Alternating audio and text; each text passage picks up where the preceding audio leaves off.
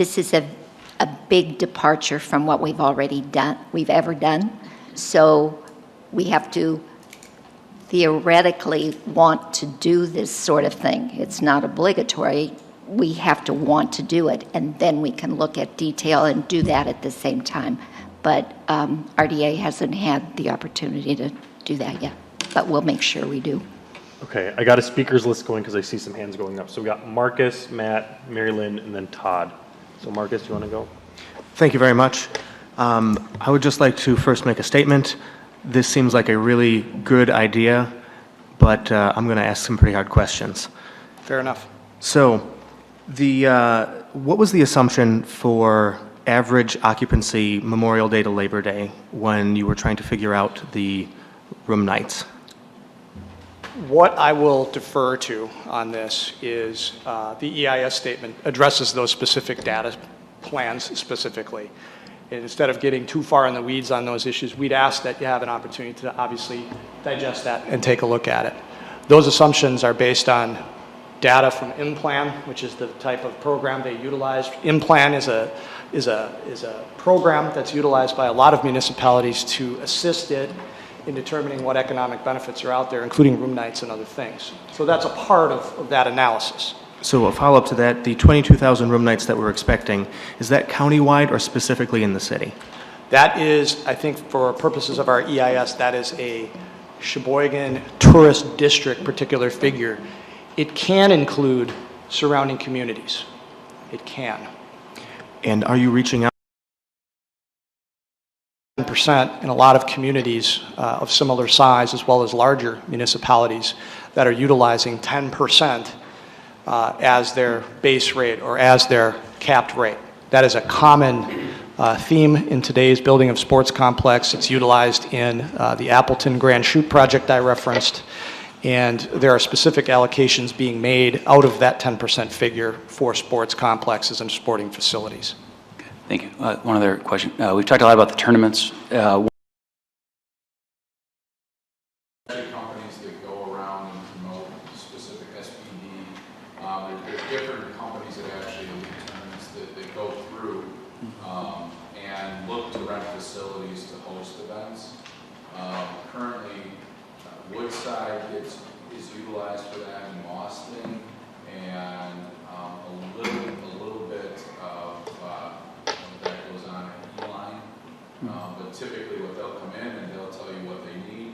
The facility will provide the services, they'll promote the event, they bring in the teams. And again, it's very specific to what they're trying to have a series around the country so that they can bring in either coaches, college coaches, or different things. Thank you. Mary Lynn? Thanks. And Chad, I appreciate your explanation on the room tax because that is a more complex entity than it used to be in terms of just because we raised the room tax from 8 to 10% doesn't mean we have total control over how that gets used. And we have taxpayers and business people who may not necessarily want that increase directed solely to one entity. Maybe, maybe not. I mean, that's a bridge to cross. You know, when the city, and I've lived here for a while, when the city does things that are beyond its mission and finances things that are businesses or whether it's a marina or a conference center, things have not gone well for us. The city is engaged in providing basic services to our constituents. Certainly having an amenable community where people want to come and so forth is part of that. But I'm thinking, first of all, it's a huge project. And although I'm sure you will have many experts involved, it's, as Chair Filicky-Pineski has said, it's nothing we've ever done before. And so I would be interested in a more scalable model, starting out small and seeing how that might go. I would probably need some sort of arrangement where the city is held harmless, some mechanism by which our our taxpayers, unlike the marina or unlike Blue Harbor, where they've had to pay in because we made business decisions that may not have been so, well, we did things that cities normally don't do. I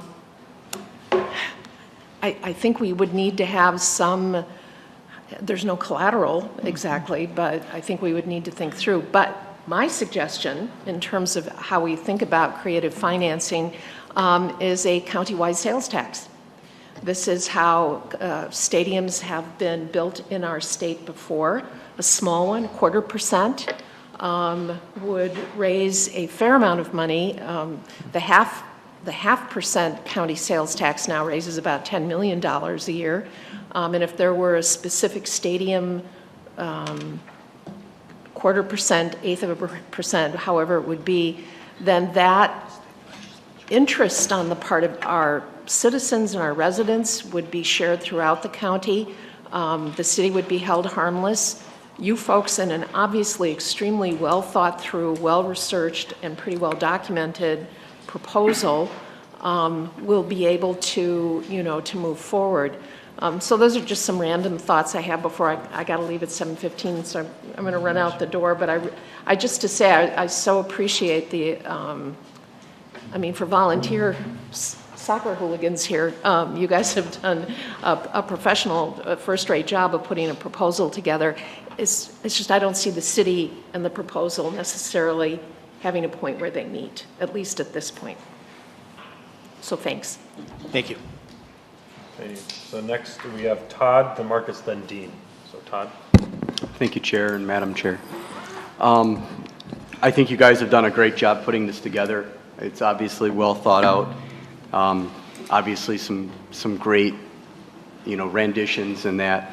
And I think that the overall spirit of this project is very positive. And I'm glad to hear that it's not, this is going to sound like an advertisement, it's not just soccer, it's other things. But part of the many questions that I have, and we don't have a lot of time tonight to go through all of them with everybody, but is, obviously, I'm very concerned about the 15 million.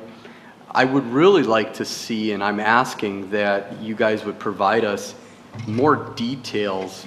To me, right now, we're at that 5,000 foot level. We're looking like you did that aerial in the very beginning. I really feel like I'm in that plane right now, or sitting on the droid or whatever, and just kind of looking down.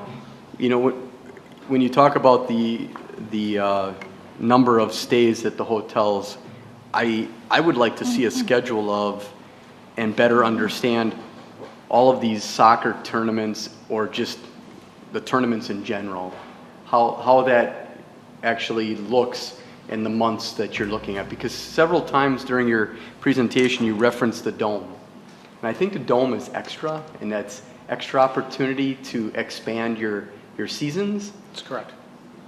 But there's only so many times you can use the dome for tournaments, and I need to be educated, or we need to be educated on when are the tournaments, when are the games and things, the opportunities available throughout the year. Because, correct me if I'm wrong, but you're going to steal from Peter to pay Paul. Some of these tournaments are presently being taken care of by other communities, and you're hoping that they're going to come to 100 plus, is that enough? And does it fit within the time span that you're talking about? And then I guess I would like some better understanding of how the money comes in for you guys. Do the tournaments, does everybody that plays, if North High wants to have a game there, who pays for that? You're referencing that it's a city involved community. North High is not going to want to pay, South High is not going to want to pay. Is Plymouth going to have to pay? When people come in and ask for significant sums of money, we expect a certain amount of diligence. And to that point, we're hoping that you'll have an opportunity to wade into that pro forma that's been talked about in sufficient detail. Because as I mentioned, we're very confident that those numbers are not only accurate, but they're spot on as compared to some like-kind facilities. We think it's going to work. Now, just because I'm trying to tell you that it'll work doesn't mean you're absolutely convinced just because I say so. We expect you to ask tough questions and to look at those things. And we will provide everybody in the room with any information that they request. And if we don't have it prepared already, we will get it for you. We will prepare it for you. We will provide it. And let me ask another question, if I may. The information, I mean, we've got two groups here. We have the council, we have RDA. RDA, we need to meet, we have to put our questions together.